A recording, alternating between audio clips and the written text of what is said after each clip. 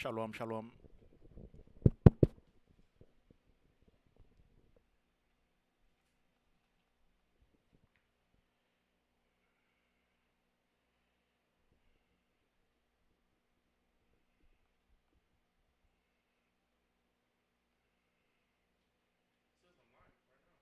Yep. Shalom, shalom, shalom. Shalom, shalom, shalom. Yep.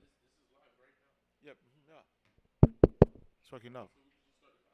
Yeah, we're good. Yeah, we're good.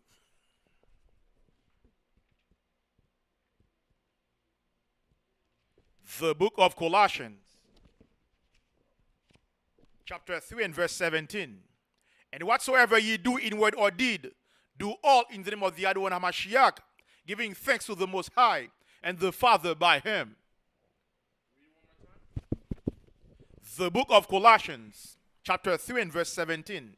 And whatsoever ye do in word or deed, do all in the name of the Adonai Hamashiach, giving thanks to the Most High and the Father by him. Salakia for the nation of Israel. Our intention was to start at 8 o'clock. A lot of technical difficulties threw us back. And, Most High willing, you could forgive us on that, and we could work better on making that mark next week. But I want to say all praise to the power of Abraham, Isaac, and Jacob, for sure his mercy endure forever. We made it through another week in this place of death, which we call America, this place of our captivity. Because when we look at our time, the whole purpose of us having a history class is to remember what happened yesterday, so we can do better tomorrow, right? So if we look into our past, we've been here in America. We've been here in the place of our captivity for about 500 years, man. Especially if you're from the tribe of Benjamin. If you're from the West Indies, if you're the West Indian persuasion from Jamaica, Barbados, the Bahamas, if you're from any of these places, listen, man, you were the first slaves. They first came for you in 1441 by Prince Henry.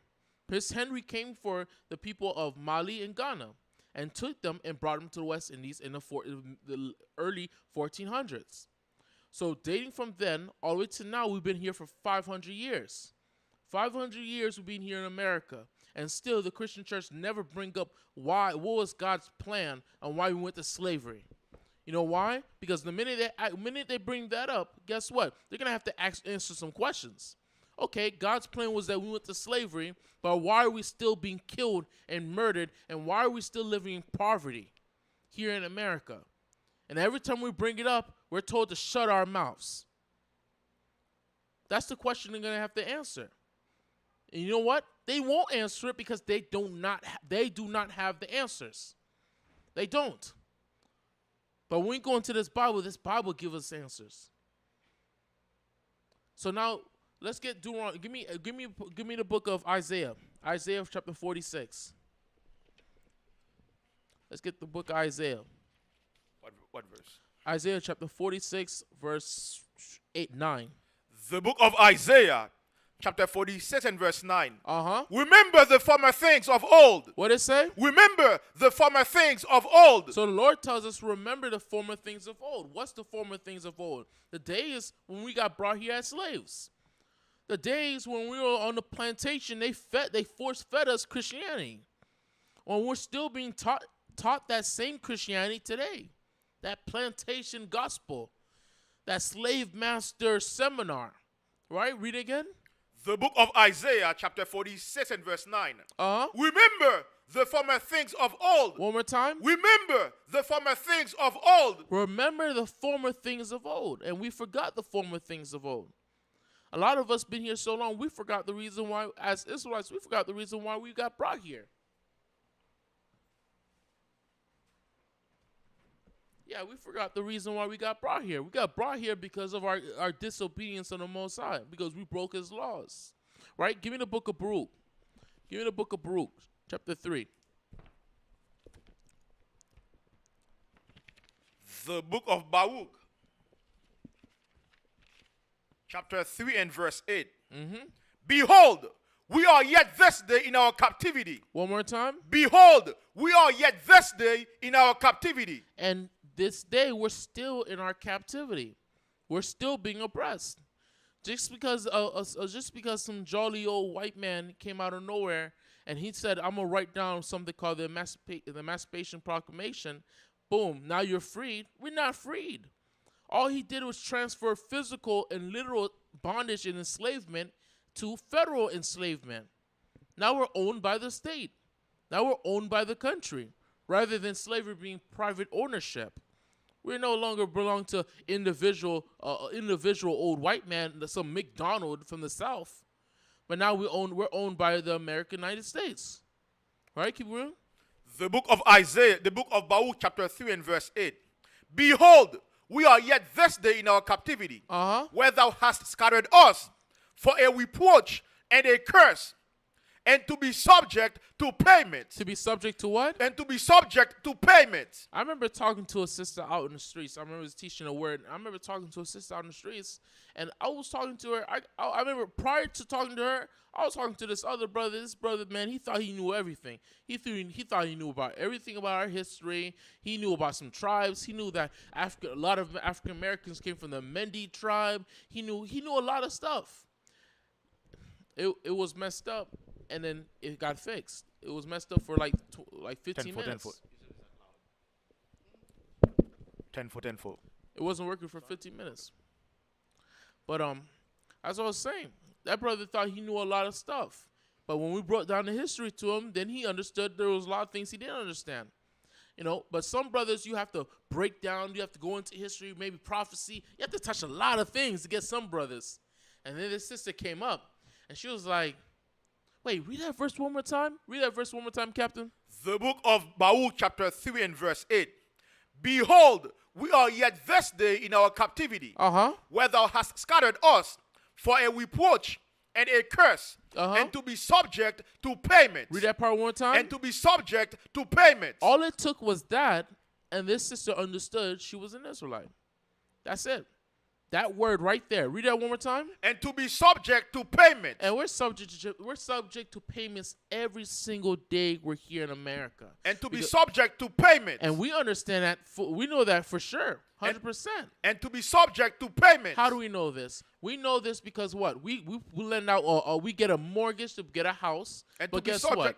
Read it one time. And to be subject to payment. And we get a house, and what happens? And to be subject to payment. We spend that money paying off that mortgage. And to be subject to payment. Our whole lives, and then some of us die without even ever paying it off. And to be subject to payment. And that house goes back to the bank, and your children do not inherit that thing you've been working all your life to own for yourself. And to be subject to payment. So now we're cut off from having generational wealth. And to be subject to payment. And there you go. That's all it took for that sister to understand that. She understood this because guess what? She lives in America just like I do, just like my parents did, just like my grandparents did, before them and them before them. She understood this. So sometimes it only takes this one specific line for our people to understand, wow, we are the people of the book. We are the Israelites. But it takes us building up that bridge, reconnecting this part of us from the past that we've been cut off from. And what is that? Our heritage. You got that scripture? The book of Baruch, chapter 2 and verse 29. For if ye will not hear my voice, surely this great multitude shall be turned into a small number among the nations, where I will scatter them. For I knew that they would not hear me. What did it say? For I knew that they would not hear me, because it is a stiff-necked people. But in the land of their captivities, they shall remember themselves. And that's when we remember. It's when we get here. We're gonna go through all types of pain, problems, every type of situation that's under the sun. Whether it's our wife, our children, our brother, our sister, our family members. It may be some of those that we would call our loved ones. Sometimes we go through all these problems, but guess what? At the end of the day, all these problems we're going through is because we broke his commandments. And the day we decide that we're going to adhere to it, that's when we're going to be able to build that bridge back, that bridge of our culture, our history. That is not okay for our little girls to be whores, man. That is not okay for our little brothers that want to fight for something. So guess what? They choose to pick up guns and go fight in the block, man. And that's all it is. They want to fight for something. That's why they pick up those guns. There's something so special about the black and Hispanics that live in their neighborhood, that lives right next door to them. They love them so much they're gonna pick up guns and go shoot black and Hispanics that live 2 blocks over. But it's so toxic, it's so destructive because there's nobody who's there to educate them. There was nobody to teach them that just because those black and Hispanics are 2 blocks down doesn't make them not your people. Doesn't make it something that you shouldn't be fighting for and loving after. Just like the brothers that live right next door to you. The same brothers who are going to pick up guns, pick up the same color as you. And our people don't understand that because we've been cut off. We've been cut off from the Most High. But now is the time that we're coming back. Now is the time for our people to come back to the Lord. Come back to these laws. Come back to these tenets that our God told us to adhere. Right? So let's get into this history, man. Let's get into this history. There was actually a current event. There was a situation that went on, but Officer Barr was always supposed to be touching on it, but he's not here. But it's all right. All praise to the Most High. We'll go into the history. We're gonna be touching the book of Joshua, chapter 7.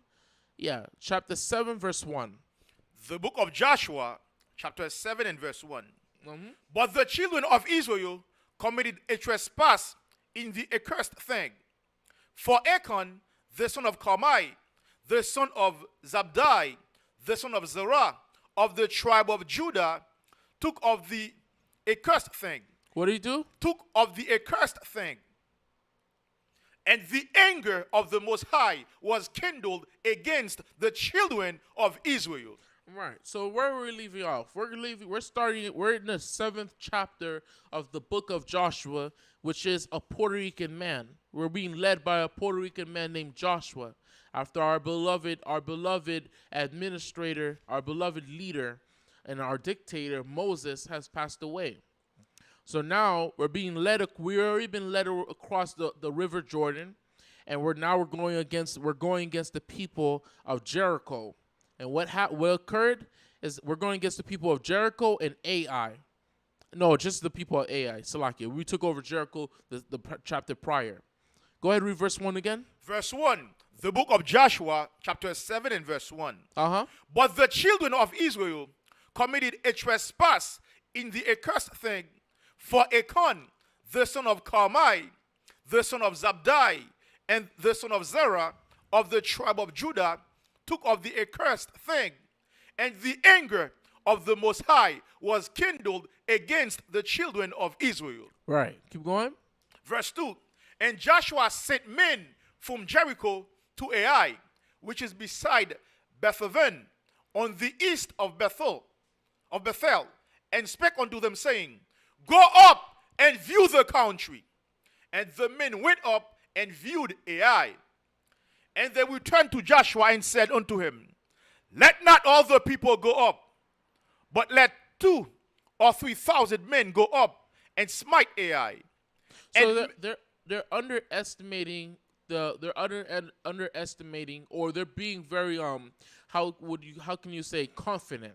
They're being very confident to go against Ai because they're seeing that Ai's numbers are very insignificant compared to theirs. They had a string of victories. They had a string of victories on the other side of Jordan, but now when they crossed it, they took down a powerful city called Jericho and laid that thing to waste, right? Jericho had a powerful wall, and all we did was have faith in the Most High, and we were able to tear it down by just the sound of our voices.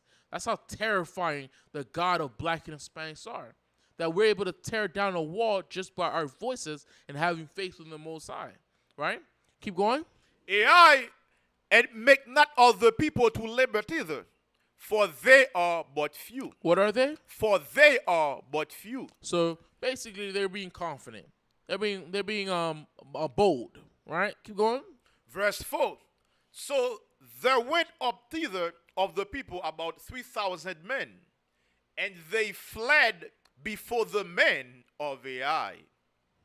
And the men of Ai smote them about 36 men, for they chased them from before the gate even unto Shebarim, and smote them in the going down. Wherefore the hearts of the people melted and became as water. Their hearts and their mind has now become troubled. water becomes troubled. When you drop something into water, it ripples. It becomes troubled. It becomes unstable. That's the same thing talked about the tribe of Reuben, right?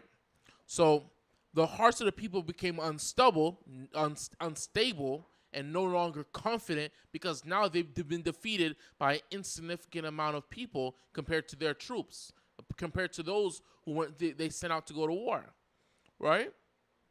Keep going. The book of Joshua, chapter 7 and verse 5. And the men of Ai smote them, verse 6. And Joshua rent his clothes and fell unto the earth upon his face before the ark of the Most High until the eventide, he and the elders of Israel, and put dust upon their heads. Verse 7. And Joshua said, Alas, O Most High Power, wherefore hast thou at all brought this people over Jordan to deliver us into the hand of the Amorites? Right. So he's just crazy. He doesn't understand what's going on, and he has a right to not understand because he said what they came before Joshua took control. Before Joshua took control over the children of Israel after Moses, what did he do? He told the people, listen, if we don't keep these commandments, if we don't go bold and have faith in our power, we might as well stay on the other side of this Jordan. You might as well turn away and go serve these other gods and be destroyed. All right? So he knew that everything leading up to them going up to Jericho, everything's been all right. Nobody has trespassed. Nobody has gone off. Nobody has rebelled against the word of Joshua. So he's wondering why is that now them being confident, them sending such a great number against Ai, where the numbers is insignificant of these Africans. He's wondering why they lost. He's praying to the Most High. What's going on? Go ahead. Would to the Most High we had been content and dwelt on the other side of Jordan. O Most High, what shall I say when Israel turns their backs before the enemies? For the Canaanites and all the inhabitants of the land hear of it, and shall environ us, wound and cut off our name from the earth. And what wilt thou do unto thy great name? And the Most High said unto Joshua, Get thee up, wherefore liest thou thus upon thy face? This is what happened when your father G-check you. The Most High is G-checking Joshua right now. You know, get your behind up. Rub them dust off your body, man. What you doing? Because if I'm the Most High, I must be doing this for a reason, right? Keep going, read. Verse 7. Israel hath sinned. What happened? Israel hath sinned. Somebody find me that precept. That precept. The eyes of the Father is 10,000, even thousands times brighter than the sun. Someone find me that precept. Israel hath sinned. Trooper Lashma, I want you to find me that precept. Israel hath sinned. The eyes of the Heavenly Father are 10,000, even thousands of times brighter than the sun, beholding all the ways of men. Find that precept. Israel hath sinned.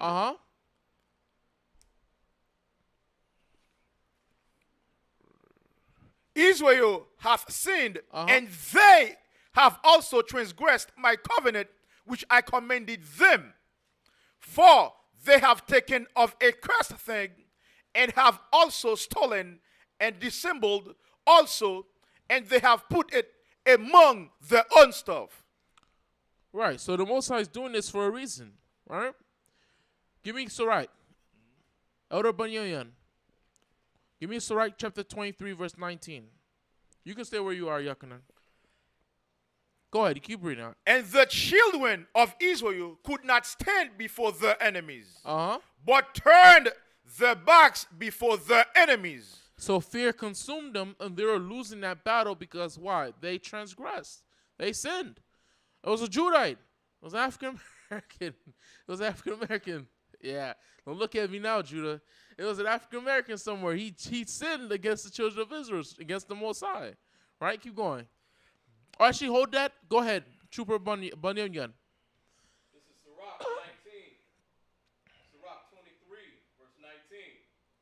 Such a man only feareth the eyes of men, and knoweth not the eyes of the Lord are 10,000 times brighter than One more time. Such a man only feareth the eyes of the men, and knoweth not that the eyes of the Lord are 10,000 times brighter than the sun. So that goes back to the brother Achan, the Judite, the one who stole the garment, the one who stole the gold. He stole that gold, he stole that things and put it in his tent and didn't understand what? That the Most High saw that. And this is a lesson for all of us. When we transgress and we sin, the Most High hears these things. The Most High sees all these things. We don't call the Most High merciful. His mercies are infinite for no reason. His mercies are infinite because he sees what you're doing. You're trespassing against him, and he's saying, you know what? I'm going to forgive him. Imagine someone talking smack about you, and you're able to hear it. They can be at their own house. They can be in their bathroom. They can be in their room sleeping on their bed, and you can hear them talking smack about you. And you know, every time you see them at work, you say, Shalom. You need help with that, brother? No problem, brother. Shalom, brother. Have a good day. Imagine you were doing this. No, and imagine you being the third person. You seen this, and you said, that brother right there, he is very merciful. Because if I was in that place, man, it would be another story.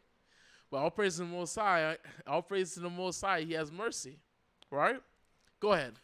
The book of Joshua, chapter 7 and verse 12. Slack it. Let Trooper Bunyan finish that off. Wait. Beholding all the ways of men, and considering the most secret parts. The most what? The most secret parts. Even the things that we think we can do and then hide it. It can't be hidden, man. If you transgress, go repent to the Heavenly Father. Repent means what? The first part of it is re. Re means go back. Go back to where you were before with the Most High. Before you transgress. Repent. That's it. Repent. Turn back. I mean, and the Most High is going to have mercy upon you. All right? But it's not for us to make excuses. But go ahead, Captain Yachanaan. The book of Joshua, chapter 7 and verse 12. Therefore, the children of Israel could not stand before their enemies, but turned their backs before their enemies, because they were accursed. Neither will I be with you anymore, except ye destroy the accursed from among you. Verse 13. Up. Here, hold on 1 second. Yeah, Captain Yachanaan, give me Joshua chapter 6, verse 24. Give me Joshua chapter 6, verse 24. And Trooper Lashwan, give me Deuteronomy. Deuteronomy chapter 7, verse 26. Go ahead. The book of Joshua, chapter 6, verse 24. Officer Banakan, can you select it? Baba Kushah, can you bring me a bottle of water? Khan, the water. Go ahead. And they burnt the city with fire, and all that was therein. Only the silver and the gold and the vessels of brass and of iron they put into the treasury of the house of the Most High. So this was our command from the Most High. 1 second. This was our command from the Most High. Read that verse one more time. The book of Joshua, chapter 6, verse 24. Uh-huh. And they burnt the city with fire. This is what we did at Jericho. This is our commandment that we were supposed to do for all the cities. Right? Let's see what we're supposed to do. Keep going. And all that was therein. Only the silver. Only the what? Only the silver. Only the silver. Come on. And the gold. And the gold. Come on. And the vessels of brass. And of iron they put into the treasury of the house of the Most High. There were certain cities that we had to destroy everything. But beside the gold, the silver, and certain metals, we were supposed to bring back to back to the sanctuary of our God. We're supposed to bring it back to Him. It's not supposed to be spread out between each one of us. Neither any one of us is supposed to see it and want to put it back and put it in our pocket. You can't do that. So why is the Most High allowing 36 of us to die at war when we went to war against AI? It's because we trespassed His command. Go ahead and get that scripture I asked you for. Deuteronomy chapter 7, verse 26.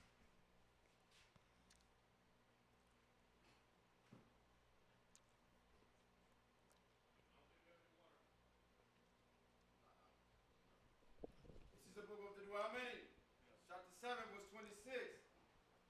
Neither shall thou bring on abomination and unto thine house. Read it one more time.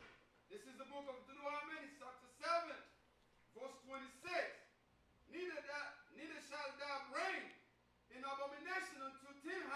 into thine house. into thy house. Uh-huh. Lest thou be a cursed thing like it, be thou shalt untruly, Salakia. But thou shalt utility detest it, and thou shalt utility abhor it. Let Captain Yachanaan read it. Let Captain Yachanaan read it. Pay attention on how he's reading it. Go ahead, Captain Yachanaan. Listen how you read it. The book of Deuteronomy, chapter 7 and verse 26. Uh-huh. Neither shalt thou bring an abomination into thine house, lest thou be a cursed thing like it, but thou shalt utterly detest it, Uh-huh. and thou shalt utterly abhor it, for it is a cursed thing. So we're supposed to detest it and hate it.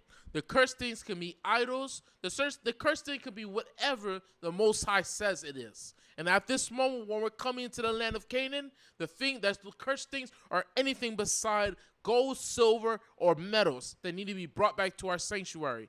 When we go further in Joshua, there are going to be certain cities we take over. The Most High says, all right, don't destroy this city. Keep this city for yourself. You know what? Don't destroy everything. Leave the gold and silver to me. Some spoils, take it for yourselves. There's times the Most High does that.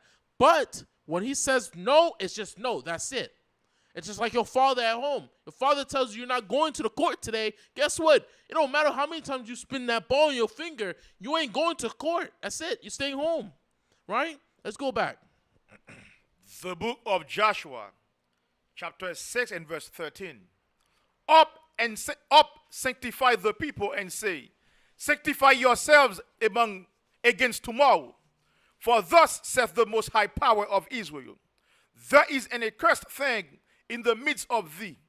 O Israel, thou canst not stand before thine enemies until ye take away the accursed thing from among you. This is the reason why when we go teach out in the streets, when we teach our brothers and sisters that they're Israelites, it froze? What happened?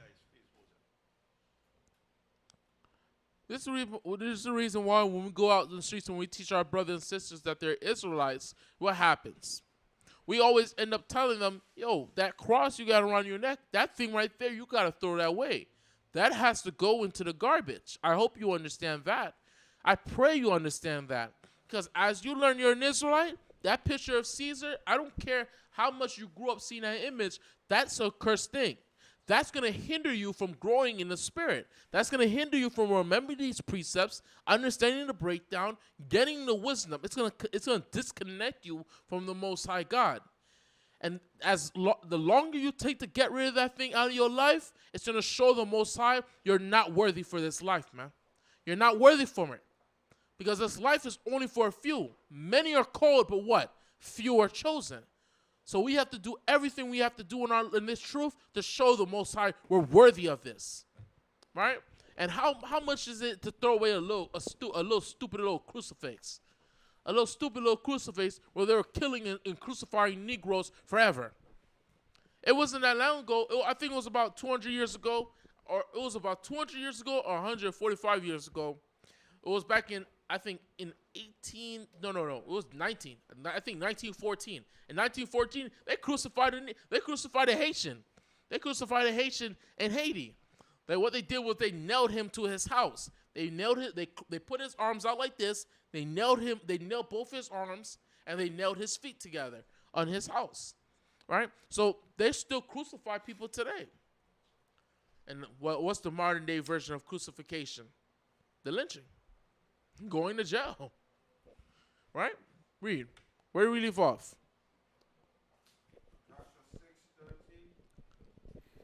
Joshua chapter 6, verse 13. And 7 priests, bearing 7 trumpets of ram's horns before the ark of the Lord, went on continually, and blew with the trumpets. God. And blew with the trumpets. And the armed men went before them, but the rearward came after the ark of the Lord. The priests going on. Where are you? What chapter are you in? That was 6 and 13. You're 6. You're 6. We're in 7. We're in 7, verse 14. Chapter 7, verse 14. Con. Chapter 7, verse 14. In the morning, Therefore ye shall be brought according to your tribes. And it shall be that the tribe which the Lord taketh shall come according to the families thereof. And the family which the Lord shall take shall come to the households, shall come by households. And the household which the Lord shall take, shall come man by man. And it shall be that he that is taken with the accursed thing shall be burnt with fire, he and all that he hath, because he hath transgressed the covenant of the Lord, and because he hath wrought folly in Israel. So Joshua rose up early in the morning, and brought Israel by their tribes, and the tribe of Judah was taken.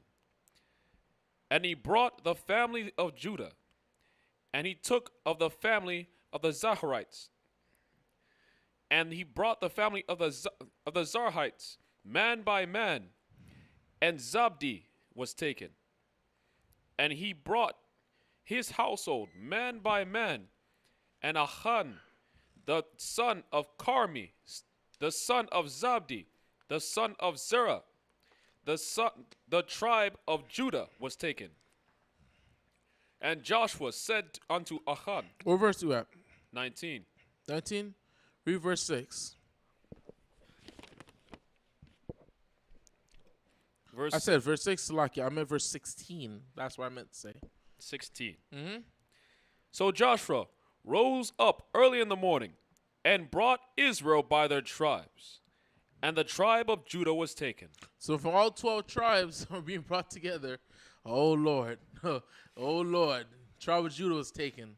Our beloved African-American brothers. Go ahead. And he brought the family of Judah, and he took the family of the Zarhites, and he brought the family of the Zarhites man by man, and Zabdi was taken. And he brought his household man by man, and Achan, the son of Carmi, the son of Zabdi, the son of Zerah, of the tribe of Judah was taken. And Joshua said unto Achan, My son, give, I pray thee, glory unto the Lord, God of Israel, and make confession unto him. And tell me now what thou hast done. Hide it not from me. And Achan answered Joshua and said, Indeed, I have sinned against the Lord, God of Israel. And thus have I done. And when I saw among the spoils of goodly Babylonish garment, and 200 shekels of silver, and a wedge of gold of 50 shekels weight, then I coveted them and took them. And behold, they are hid in the earth in the midst of my tent. This wicked Negro, man. This evil Negro, man. Because guess what? He stole this filthy, disgusting Ethiopian garment. He stole this filthy, disgusting Ethiopian garment, right? And stole stole some pieces of gold. And guess what happened? Read verse 5. Jump up right now and read verse 5. Read verse 5? Read verse 5. Verse 5. And the men of Ai smote... AI. I'm sorry. And the men of Ai smote of them about 36 men. So the price of him the price of this man stealing this filthy, disgusting garment and a couple pieces of gold, guess what? 36 men died. 36 men died. Hey, I mean, West Indians, Puerto Ricans, Mexicans, Haitians. These men died because this man loved this filthy Ethiopian garment. And this man comes to Joshua and tells him, it's hidden in my house. That's it. That's disgusting, man. That's disgusting. So now we're gonna see his reward. Right? Keep going. Now jump down. Con. 22. So 22. Huh? What is that?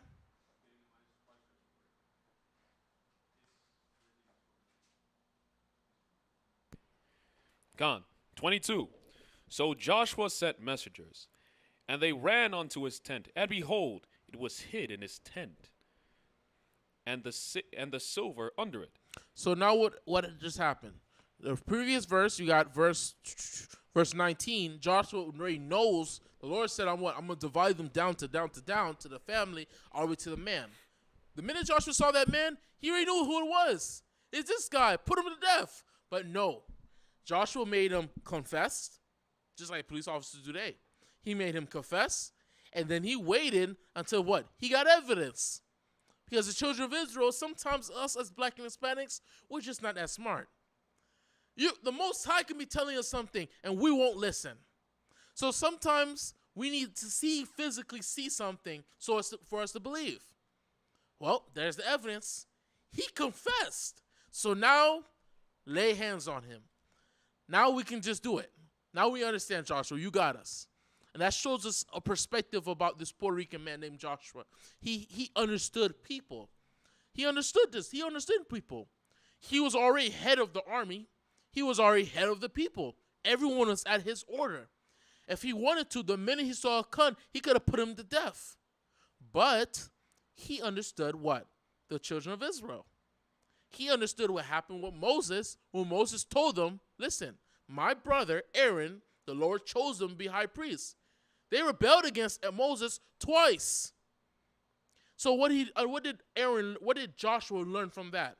He learned what? He understand how to deal with his people. You don't actually want to serve this God. So how do I have to come at you? I have to come at you with something you actually can physically see.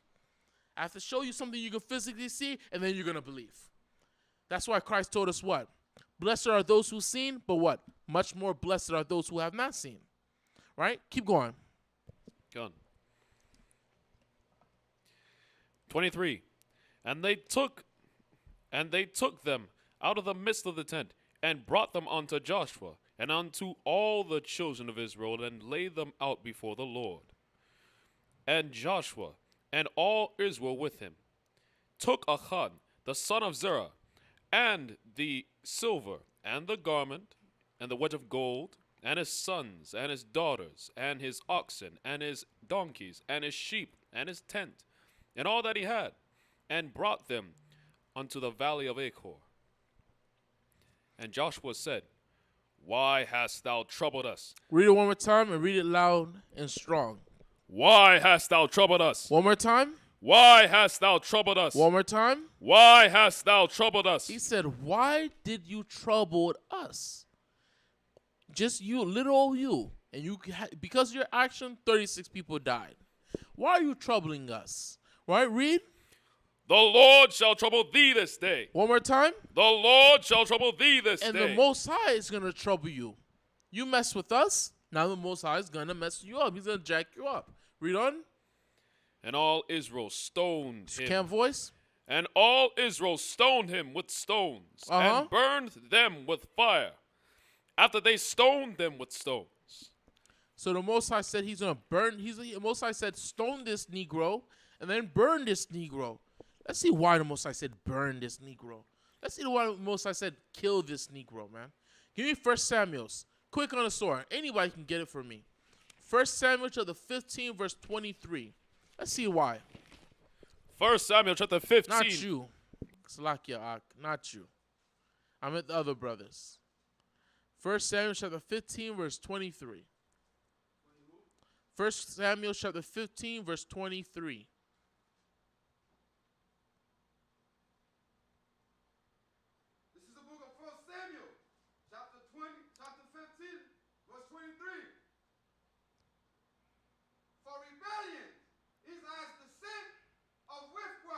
Witchcraft. Read one more time. Read it from the beginning. For rebellion is as the sin of witchcraft. And stubbornness is as iniquity. And idolatry. There you go. Because thou had rejected the word of the Most High. He had also rejected thee from being king. So rebellion is as the sin of witchcraft. So the wages of witchcraft is what? It's death. The scripture tells us what? Suffer not a witch to live. So this guy, when he rebelling against the Most High, there has to be consequences. Body for body. There has to be something for what you've done. And that was what? Him, his possessions, his livelihood, which is his stock, his wife, his children, everything was burned in fire. And that right there was the equivalence of those 36 souls that died. Right? So now let's continue the scriptures. And they raised over him a great heap of stones unto this day. So the Lord was turned from his fierceness of his anger. Wherefore the name of the place was called the Valley of Achor. What is it called? The Valley of Achor. This how bad this brother. This how bad the Most High is, man. That's how bad. That's how we know the Most High is a black man.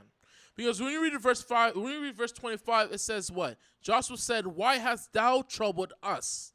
Right? The Most High said, it says that from that day forth, that valley that he was stoned in is called the Valley of Achor. In the Hebrew, Achor means troubled. So it's literally, from that day forth, it was called the Valley of Trouble because this Negro troubled us. So now, whoever comes here, you learn that this valley right here is called the Valley of Trouble. That's how bad the Most High is, man. That's how bad the Most High will make generations to come to remember your sin. That's why we still remember that David, what? He committed adultery. That's why we still remember that Saul left the wish to live.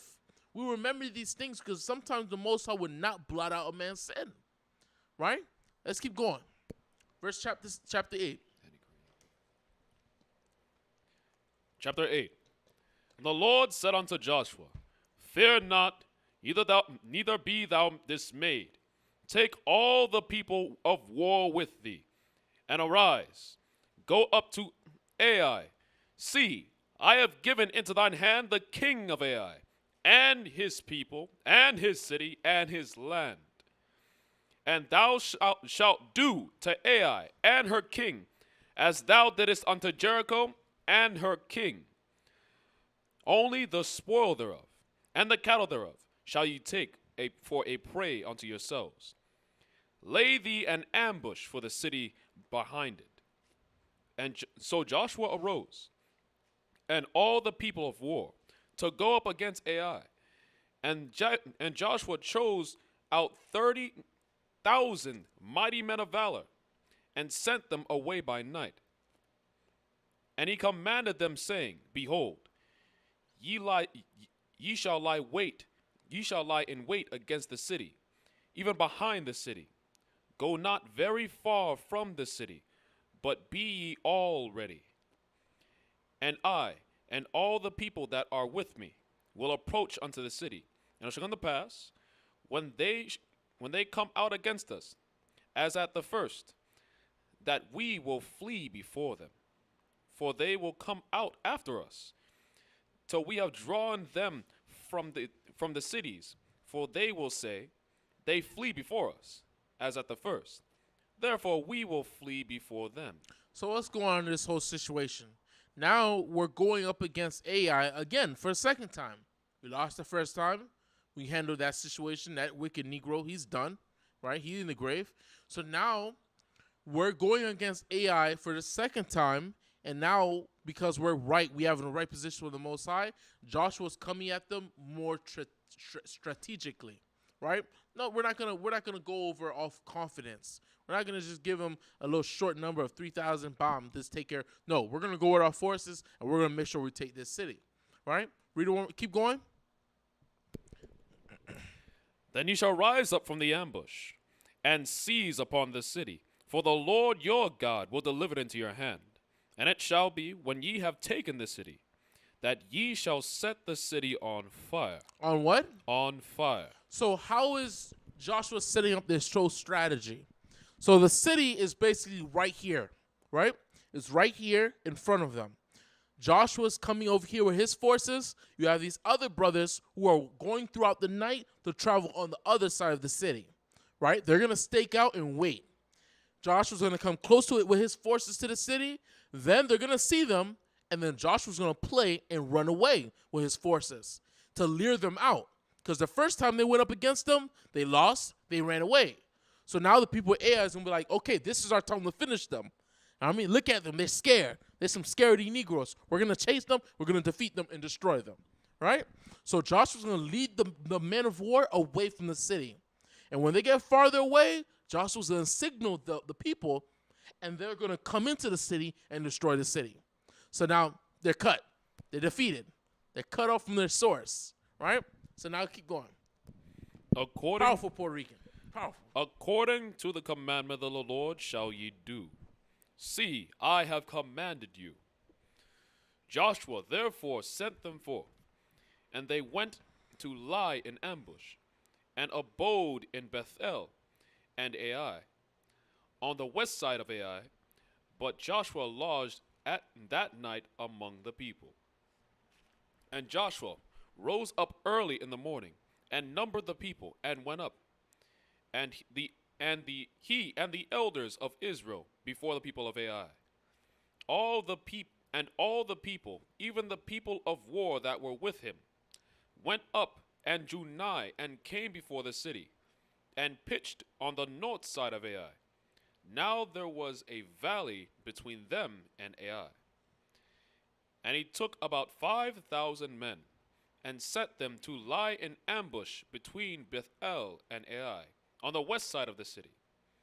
And when they had set the people, even all the host that was on the north side of the city, and their liers in wait on the west side of the city, Joshua went that night into the midst of the valley. Mm-hmm. And it came to pass, when the king of Ai saw it, that they hasted and rose up early, and the men of the city went out against Israel to battle. What verse you at? 14. Okay, cool. On. He and all his people at a time appointed before the plain, but he wist not that there were liers in ambush against him behind the city. And Joshua and all Israel made as if they were beaten before them. So basically, they came up to fight against the Hamites. He came up to fight against them. Now they're acting. Joshua and his troops are acting like they're afraid, acting like they made a mistake. Now they're acting like they're retreating. So what the people are gonna do? They're gonna chase upon them so they can destroy them. Right? Keep going. And fled by the way of the wilderness. And all the people that were in Ai were called together to pursue after them. And they pursued after Joshua, and were drawn away from the city. And there was not a man left in Ai or Bethel that went not out after Israel. So this strategy worked rather just for one city. It works for two. Now they're going to take Ai and they're going to take Bethel at the same time. 2 for 1, right? Keep going. And he left the city open and pursued after Israel. And the Lord said unto Joshua, Stretch out the spear that is in thy hand toward Ai, for I will give it into thine hand. And Joshua stretched out the spear that he had in his hand toward the city. And the ambush arose quickly out of their place, and they ran as soon as he stretched out his hand. And they entered into the city and took it, and hasted. Read verse 18 one more time.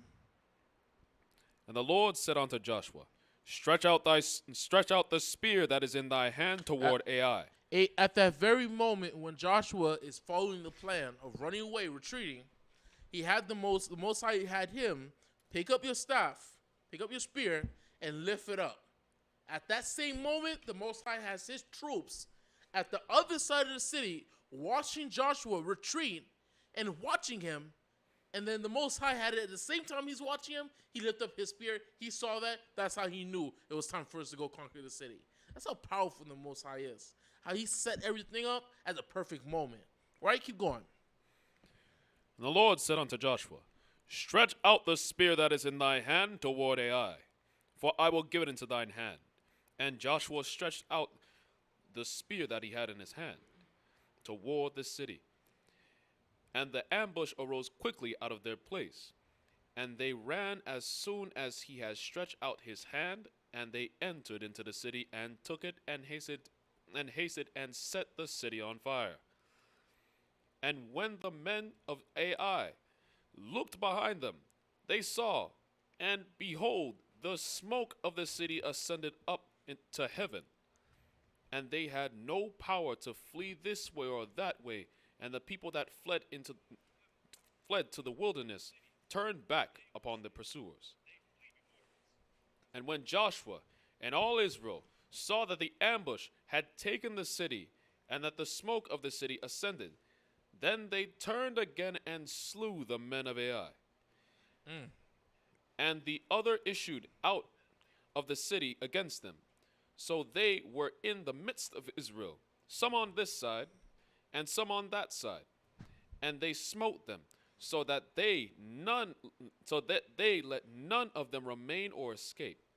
And the king of Ai they took alive, and brought him to Joshua. And it came to pass, when Israel had made an end of slaying all the inhabitants of Ai in the field, in the wilderness, wherein they chased them, and when they were all fallen on the edge of the sword, until they were consumed, that all the Israelites returned unto Ai, and smote it with the edge of the sword. And so it was, that all that fell that day, both of men and women, were 12,000, even all the men of Ai. All praise to the Most High. I mean, just as Joshua planned, it happened exactly as he planned out. Why? Because the Most High is now with us again. This is how we know that when we set out certain goals for ourselves in our lives, it can work out. It can go exactly as you want it to. But you have to make sure that the center thing in your life that you're doing is serving the Most High. We all know that we all have necessities that we have to take care of, like work, family, kids, bills, house, your wife, your children. We got a lot of things we have to take care of, right? But the Most High knows that. But the Most High compares himself as what? I remember it's in Hebrews. Someone get me Hebrews 12 and 25. The Most High compares himself what? As a consuming fire. Why is he a consuming fire? It's because he consumes all our time. He consumes it. He's supposed to be that thing in the center of our lives. And everything else is supposed to revolve around him, not him revolving around what you want to do in your life. You find what I'm looking for? Hebrews 12 and 25. This is Hebrews 12, verse 25. See that ye refuse not him that speaketh, for if they escaped, not who refused him that spake on earth. It was Hebrews 12 and 29. Salakia. This is Hebrews 12, verse 29.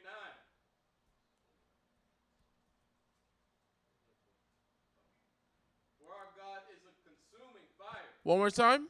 For our God is a consuming fire. He's a consuming fire. So if we apply that to ourselves, the Most High is going to consume a lot of the time that we want to do for ourselves. A lot of things that we want to do, he's going to consume that. But we're supposed to seek him first, and all else is going to be added onto us. Of course, the Most High knows you have to pay your bills. Most High knows you have to work your job. Most High knows you have to take care of your children, your wife, all these necessities. The Most High knows that already. But you have to make sure he's in the center of your life. And when you put him in the center, all the things you need to plan out for your life, it falls right in line. A lot of things just start adding on to you. Damn, I don't got a job. Damn, I can't find no work. Boom. Because you're at the school and you're at class where you're supposed to be. Damn, that brother sitting right next to you who works at a job knows that that job pays well and it needs a new person. It's this guy right here I'm going to give the job to. Rather than some Edomite or some Jake on the streets. I'm going to give it to my brother who wants to keep the commandments. My brother who's going to separate his time to go serve his God. That's a brother I can trust. But how would you able to find that brother to get that job? You have to be here at class. Why would you be at class? You're putting the Most High first. But none of that's going to happen if you're not putting him first, right? A lot of times there's things we'll be lacking in our lives, and then there are brothers and sisters who helps us out with that.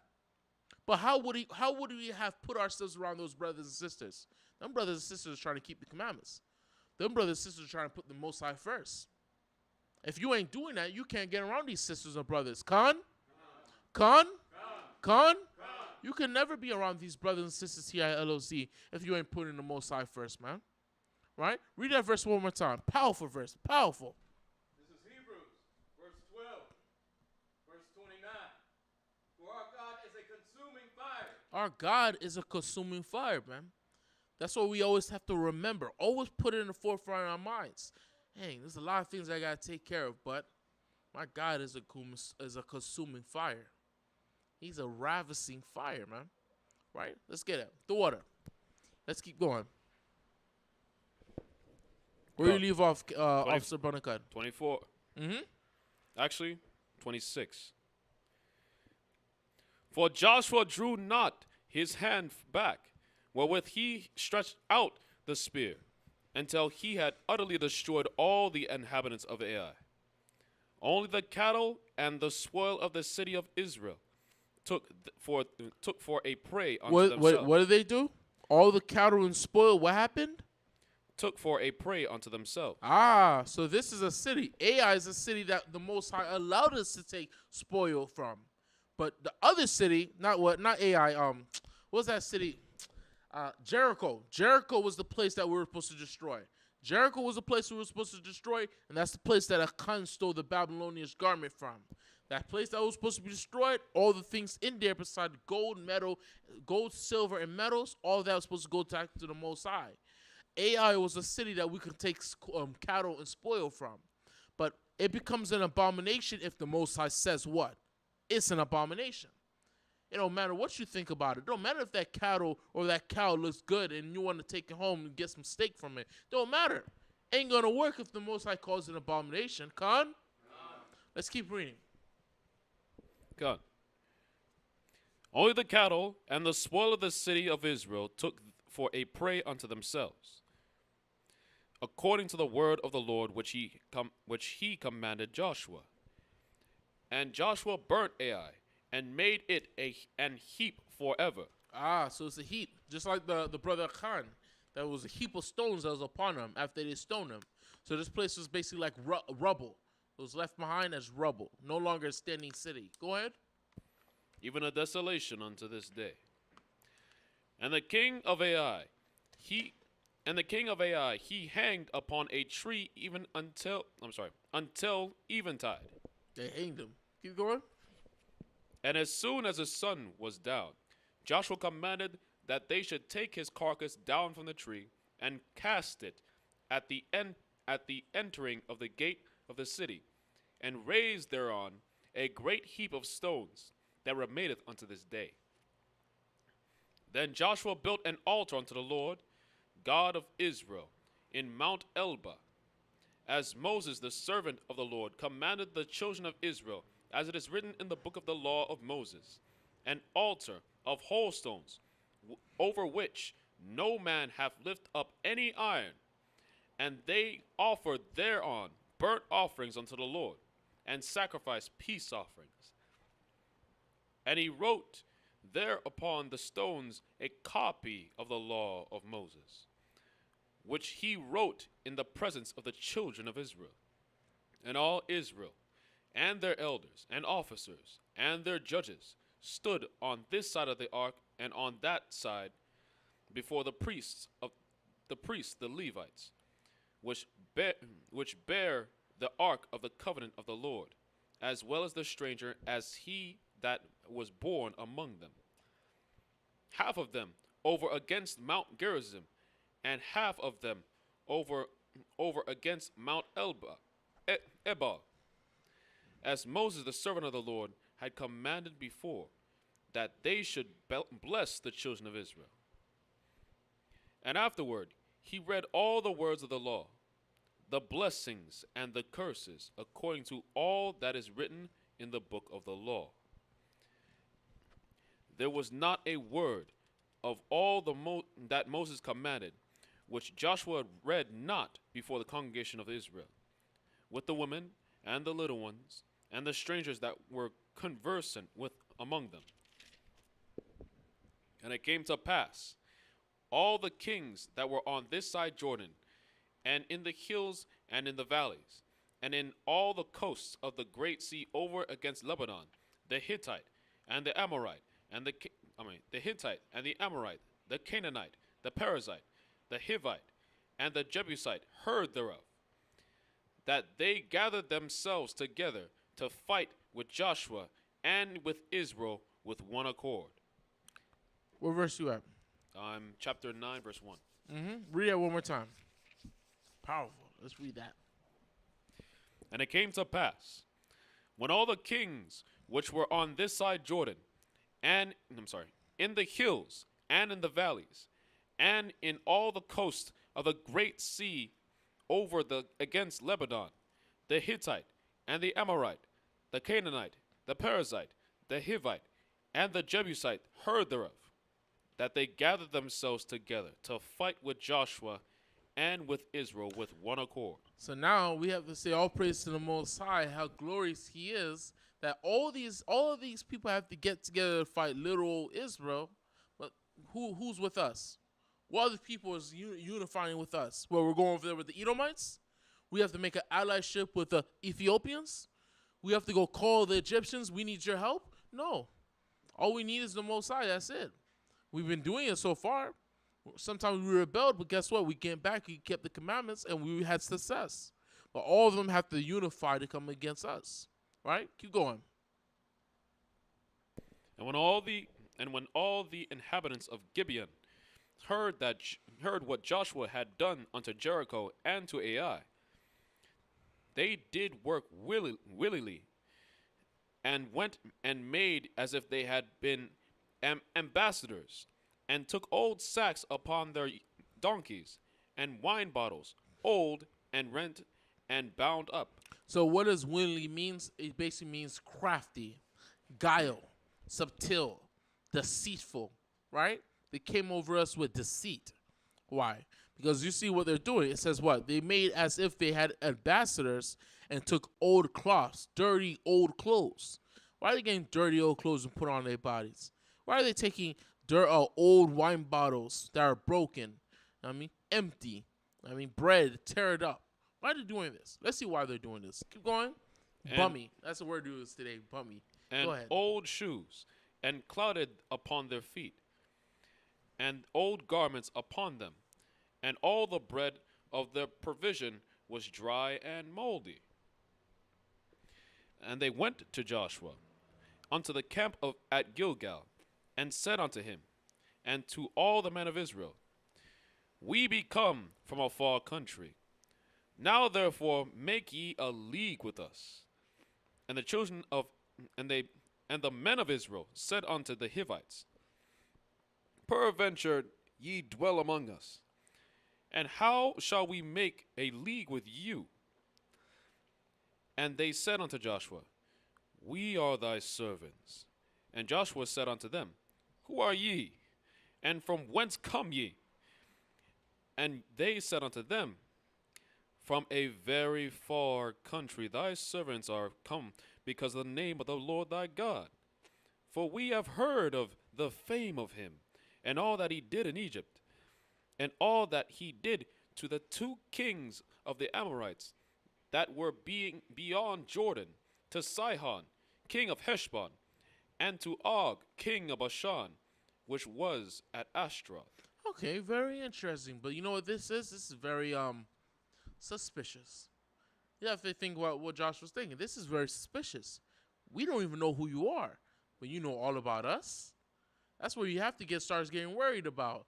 You don't know where your woman's money coming from, but she knows where your money coming from. That's where you start scratching your head, right? So let's read verse 6 one more time. And 6 and 7. Yeah. And And they went to Joshua unto the camp at Gilgal, and said unto him, and to the men of Israel, We be come from a far country. Now therefore make ye a league with us. And the men of Israel said unto the Hivites, Peradventure ye dwell among us, and how shall we make a league with you? So this is interesting. Let's look at the perspective of the children of Israel here. They're not jumping to make a league with these people because what? A league is just what we call today, your word is bond. You're bond or bind by your word. But today everybody lying, everybody cheating, everybody. Every time somebody say something, yeah, I'm gonna be there at the club, I'm gonna be there at the party, I'll pick you up, and they're not there. Why? Because everyone's a liar today. And who taught us to be such filthy liars? The Caucasian, our oppressors. He taught us that you can't trust somebody. Well, how many promises did he give the Native Americans? How many covenants and promises he made with him? And you can actually write it down. There's about 20 of them. There's a book I have at home. There's about 20 covenants he made with them. And guess what? He ain't keep none of them. So he taught what? Our people. That he's a liar. And he taught us what? Someone make a covenant with you, they're probably just lying. They're lying. That's it. A side note. Just a small side note. It reminds me of, I don't know if you ever seen that movie. It starts with, I forgot what it's called. But it's about how McDonald's franchise began. And it's about how it was like a little store. It was like a little small little restaurant owned by two guys, and this other guy who used to sell like products or whatever, store to store. He came in. He basically stole the store from them. He had them write down the store, the name. He became their partner, and he kept gaining more shares over them. Build more stores. Own the land where the stores were planted on. So he have more say on what's going on in the store. So this is how he basically usurped authority over them and took the store from them. He took the whole idea of McDonald's. Billion-dollar company, he took away from them. And he told them, I promise you, I will give you royalties, which is basically mean money. I'm going to pay you, right, for free. I'm going to pay you. I'm going to give you royalties monthly. I think it was like $100,000 or something like that, because it was getting a lot of money coming in. It was like $100-something thousand, right? And the brother was like, "Yo, okay, but can I get it written down?" He told him, he gave him his hand. The guy, he was like, "Listen, this is my word. I'll give you I'll pay you $100,000, you and your brother. So that's $200,000 every month, every day to the day you die." He smiled, showed a little gold tooth. They shook hands, and he ain't never seen a dime. That might take the whole franchise. Now McDonald's like a billion-dollar company, man. $1 billion franchise that's all over the world. Go to Africa. Oh, America's food is so disgusting. Let's go back to the motherland. And the motherland got goddamn McDonald's over there. So what did our oppressors show us? That you can be a filthy liar. Right, just like a lot of bonds, your word is not bond anymore. Right, let's keep going. Good. Actually, I want a precept. Give me Sirach. Come on, give me Ecclesiastes 5 and 4. Quick on the sword. Last one, you look like you're burning wood.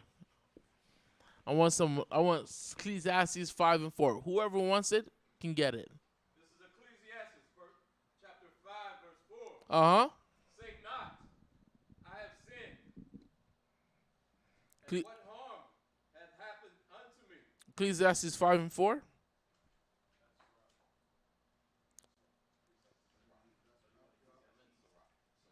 No, you good, brother.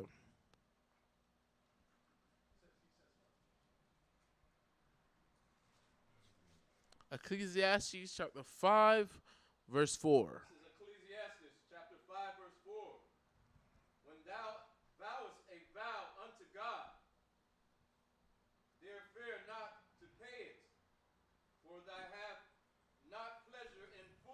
What did it say?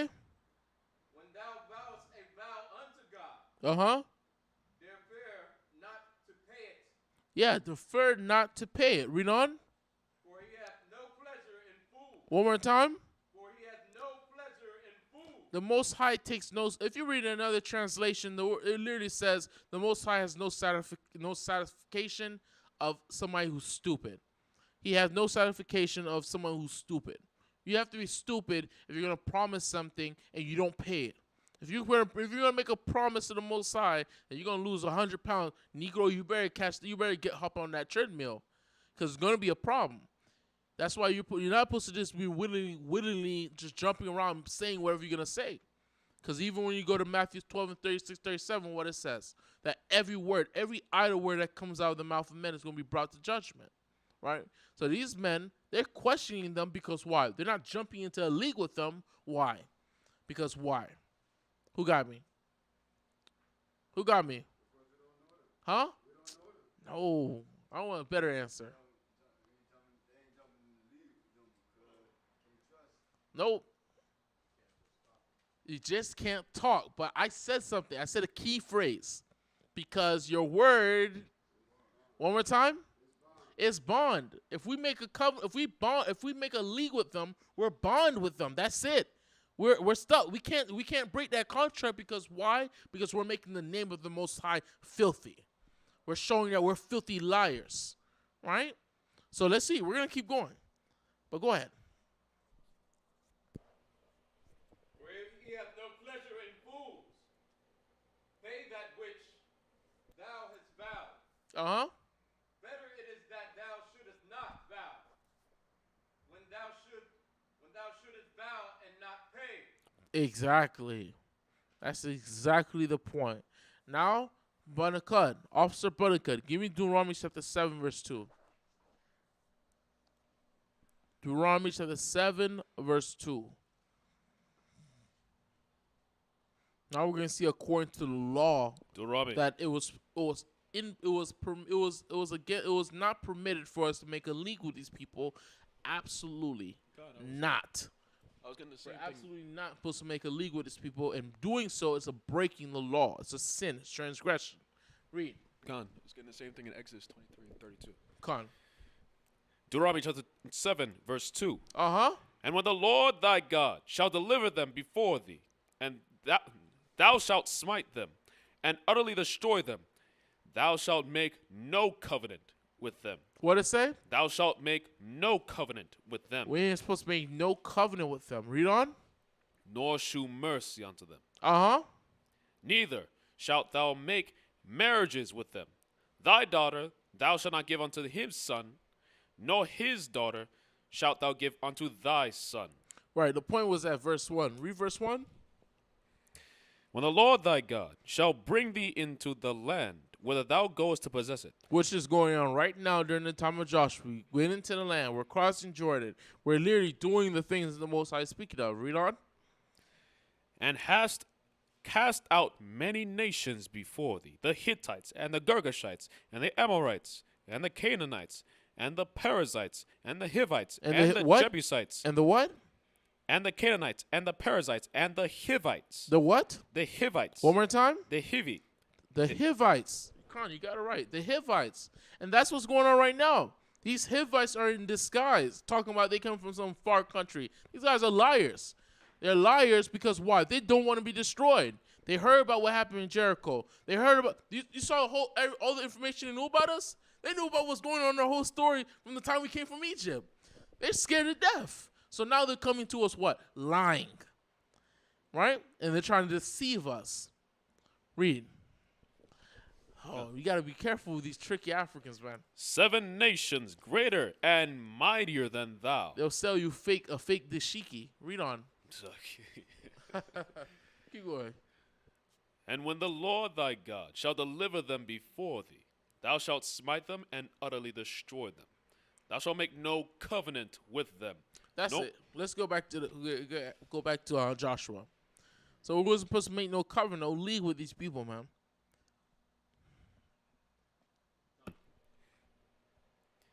I'm going to 10. And all that he did to the 2 kings of the Amorites, which were beyond Jordan, to Sihon, king of Heshbon, and to Og, king of Bashan, which was at Ashtaroth. Wherefore our elders and all the inhabitants of our country spake unto us, saying, Take victuals with you for the journey, and go to meet them, and say unto them, We are your servants. Therefore now make ye a league with us. This our bread we took hot for our provision out of our houses on the day we came forth to go unto you. But now, behold, it is dry and it is moldy. And these bottles of wine, which were filled, were new, and behold, they be rent. Oh, they be rent. Why are they talking like this? Why are they showing us this? Who got me? Give me one word. Who can give me one word? Go ahead. Trooper Bunyan. Deceit. Or who got another word? They're looking from what from us? They're showing us how disgusting. Oh, no, they're showing how disgusting and old and teared their clothes are, their wine, their food, because they travel so far to get to us, right? They want something from us. What's the word? Huh? Sympathy. Give the brother a hand. They want sympathy. They're coming to us with deceit. Who got another word? There's one more word I wanted. Not you, officer. Pity. They want pity. Who else? There's another word I came in my mind. Let's see who's in the spirit. Mercy? No. Think about it. Go ahead, officer. What you got? Officer, yeah. They want remorse. They want remorse. Look how tear down we are. We came all the way over here just to tell you, we're not equal with you. We're servants. We're below you. Have remorse on us. Make this league with us. Because after we make this league, we're going to have to travel all the way back. Come on. Have patience. Come on, man. You know what I'm saying? And they're doing all this, what? In the act of deceit. Right? Let's see why. Keep going.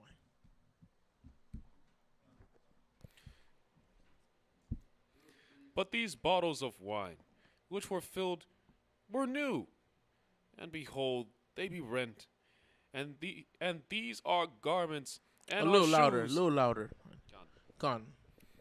And behold, they be rent. You're still at the same level, Ak. I need And you a little these louder. are garments and our shoes are become old by reason of a very long journey.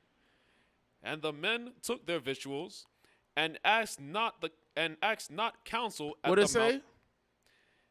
And the men took of their victuals and asked not counsel at the mouth of the Lord. And what did we do? We took their visuals. We looked at it. It was like, damn, this is old. I wouldn't even eat this. Right? We're looking at this and we're saying, you know what? Okay, we understand. And decided what? Not to take counsel. But what? The spirit of the Lord is in what? Counsel. If we took counsel, let's consider this. If we actually consider this, excuse my language, but how the hell do they know so much about us? How? If they're from a far country, how do they know we came and destroyed the Sihon? Og? How do they know this? How do they know we're about to go destroy this whole place of Canaan? How do they know this? If we sat down and had counsel. And you know, black and Hispanics, they don't like counsel. You sit down and they're doing what? Looking at the clock. That's a problem with our people. And we have to get past this. Now, go ahead, Trooper, you got something to say? Black people always feel sorry for the other people. Black and Hispanics, too much remorse. What we need to do is have a little bit more remorse for our own people. What we don't have today. Right? Let's keep going. And Joshua made peace with them, and made a league with them, to let them live. And the princes of the congregation swear unto them. And it came to pass at the end of 3 days, after they made a league with them, that they heard that they were their neighbors, and that they dwelt among them. And the children of Israel journeyed, and came unto their cities on the 3rd day. Listen, man. If you literally go on the map right now, I wanted to put it up. I don't know if Officer Bunnicon, can you put it up? I'm gonna send it to the email. You can put it up. I'm gonna send it to the email. I'm gonna see if you're gonna put it up for me. Hold on 1 second. I want to put this map up right now, because if you actually look in the map of our people, our ancient map, you're gonna see how close these people were to us. These filthy Africans talking about they took some long country. These guys are liars. Hold on 1 second.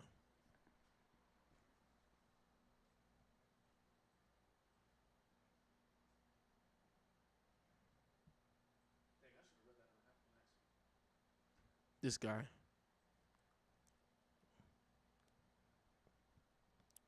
The light of Zion.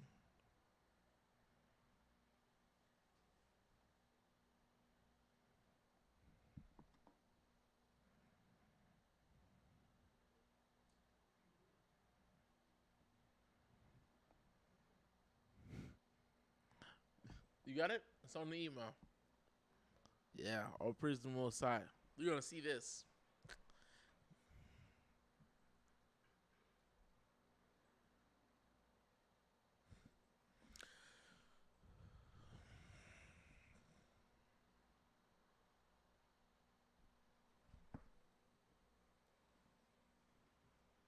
Got it up?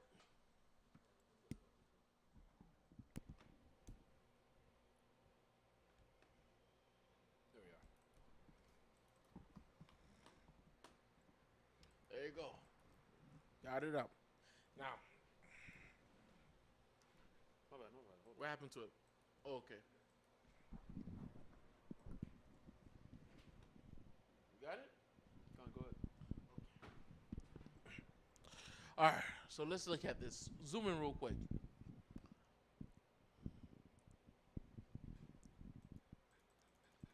Keep going. Where's Jordan River at? There it is right here. We're looking at what's going on right now. We see Jericho. We crossed the river Jordan. We crossed that. This is where the children of Israel are located, right next to where Jericho was, where it was after we destroyed it. It's called Gilgal. We travel. This is where the camp is. This is Ai. This is Gibeon. This is Bethel. We had the whole strategy of our war. We put the people here. We was on this side. We forced them out, and we took over these two cities. These were royal cities that we took over. This is why the people decided after we destroyed it, they all unified and said, we have to get rid of these people. How did they destroy Jericho, a royal city? How did they take down Bethel and Ai, two royal cities? Now we have to do something. This is a problem. But let's deal with what's going on. These people, these Hittites, they literally came from here. They're from Gibeah. They're from Gibeah. It was Gibeah or Gibeon. I think it's Gibeah or Gibeah. One of these two, they came from these places.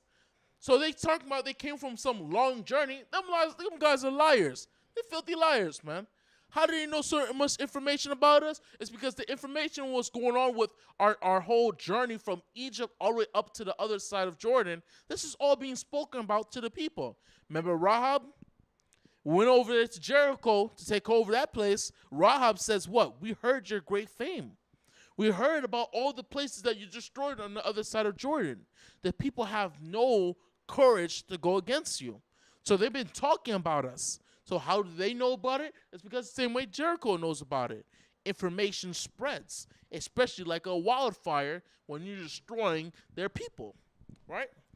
So these guys, 3 days later, they're like, what? Those are our neighbors. They're right down the street from us, right? Keep going. You can take the map off. There you go. Gone. Nope. It was 16. 16. Mm-hmm. And it came to pass at the end of 3 days after they had made a league with him, that they heard that they were their neighbors, and that they dwelt among them. And the children of Israel journeyed and came unto their cities on the 3rd day. Now their cities were Gibeon and Shaphrah and Beeroth and Kirjath-jearim. And the children of Israel smote them not, because the princes of the congregation had sworn unto them by the Lord God of Israel. And all the congregation murmured against the princes. But all the princes said unto all the congregation, we have sworn... Read that again. Read that verse. Where were you? 21? You were at 19? I just got to 19. Okay, keep going. Keep going. Yeah. But all the princes said unto all the congregation, we have sworn unto them by the Lord God of Israel. Now, therefore, we may not touch them. So there's a lot of responsibility when it comes to being in leadership. When you decide yourself that what I want to become more than just the people of Israel, I want to actually be able to lead the children of Israel, lead my people to either a better way of life or be able to instruct them in order or put them in some type of structure. When you decide you want to do this, guess what? There's a lot of responsibility that comes with that. Because whatever happens, guess who's everyone's looking at? You. They're looking at you. They're not looking at anyone else. They're not gonna blame the Most High. You know, Negroes. Negroes are afraid of the Most High, right? But guess what? They're gonna blame the guy that's standing in front of them. When the children of Israel came out of Egypt and them boys wanted food, who are they looking at? Who are they arguing at? Who are they making fun of? Moses. So you have to understand, when you take this leadership position, guess what? You're going to become, when things go wrong, you're going to become the center point of hate. Right? So go ahead, keep going. So everyone's looking at the princes like, y'all idiots. Y'all messed this up. All right? Go ahead. This we will do to them. We will even let them live, lest wrath be upon us, because of the oath which we swore unto them. Which the Most High taught us not to do. Right? Because if we make an oath with them, we can't kill them, we can't go backtracking, or we'll be nothing better than the so-called white man. Khan? We wouldn't be nothing better than a so-called white man if we backtrack we backbite on our oath with them. Right? Keep going. And the princes said unto them, Let them live, but let them be hewers of wood and drawers of water unto all the congregation, as the princes had promised them. Unto all the men of war? Unto all the congregation. Unto all the priests? Unto all the congregation. Unto all the congregation. So everybody that's in the congregation of Israel, they're going to be hewing wood and bringing water, which means they're going to be slaves. You're going to be slaves. Y'all want to be oath? Y'all want to live? No problem. We got you, fam. You're going to be slaves. That's what's going to happen. Right? Keep going. And Joshua called for them, and he spake unto them, saying, Wherefore have ye beguiled us, saying, We are from very far from you, when ye dwell among us. Now therefore ye are cursed, and there shall none of you be freed from being bondmen. From being what? Bondmen. Slaves. Keep going. And hewers of wood, and drawers of water for the house of my God. Uh-huh. And they answered Joshua, and said, Because it was certainly told thy servants, how that the Lord thy God commanded his servant Moses to give you all the land, and to destroy all the inhabitants of the land from before you. Therefore we were sore afraid for our lives because of you, and have done this thing. And they done this thing. They deceived us. And another interesting perspective that should be taken into account is that when it comes to all these heathens, only two people that really matter on this earth is the children of Israel and these evil demons you call the so-called white man, our oppressors. Us and our oppressors, that's really the only people who matters. All these other heathens, they're going to follow either us or Esau. That's it. Esau got to reign, so Esau is reigning right now, so everybody's following him. The Moabites are following him. The Hamites are following him. When we get ours, they're going to start following us. The Ishmaelites going to obey us. Just like them. They were so afraid, they were like, you know what, we're just going to surrender. Yeah, we'll be slaves. We were freed yesterday. We were citizens of great Canaan, but now we're slaves. And we'll be happy to serve. So when we tell those heathens outside these streets, when we tell our people, these so-called Caucasians of the persuasion, and Chinese, Japanese, and all these people are going to be slaves, and they will serve and be happy doing it, they don't understand that. Why? Because they don't believe in this Bible. But when I read this Bible, I see examples of this. Right? Khan? Let's keep going. And now, behold, we are in thine hand. As it seemeth good and right unto thee, to do unto us, do. And so did he unto them, and delivered them out of the hand of the children of Israel, that they slew them not. And Joshua made them a day hewers of wood, and drawers of water for the congregation, and for the altar of the Lord unto this day, in the place which he should choose.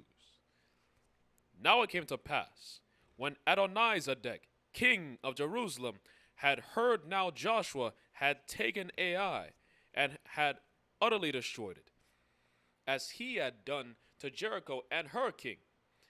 So he had done to Ai and her king, and how the inhabitants of Gibeon had made peace with Israel. Yeah, so it was in Gibeah. It was Gibeon, right below Bethel, right there.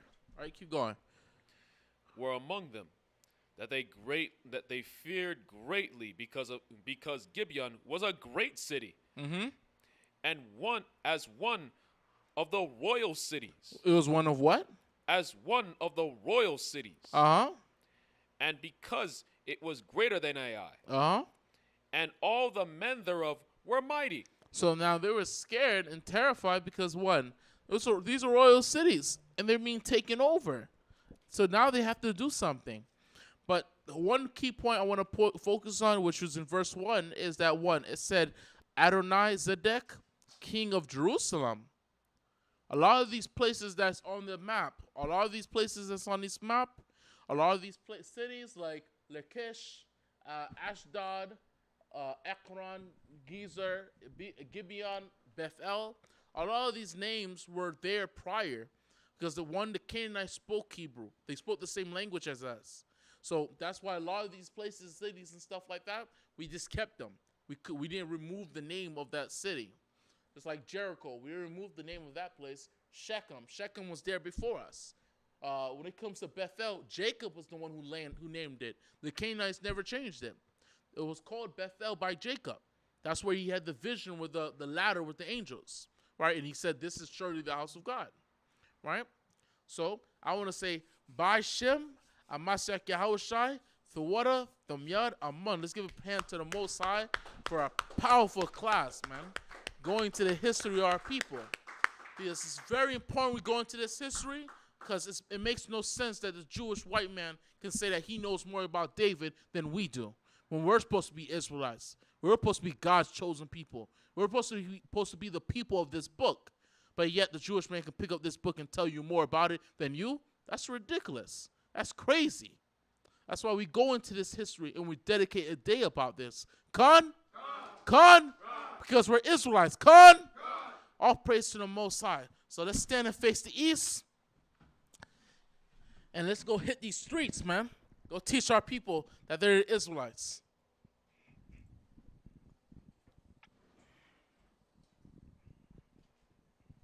The blowing the shofar.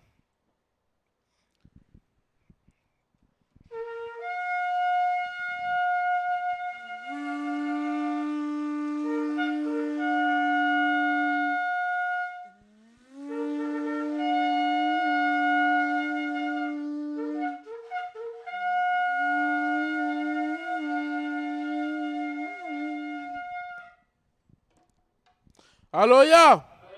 Hallelujah. Who's the power? Who's the power?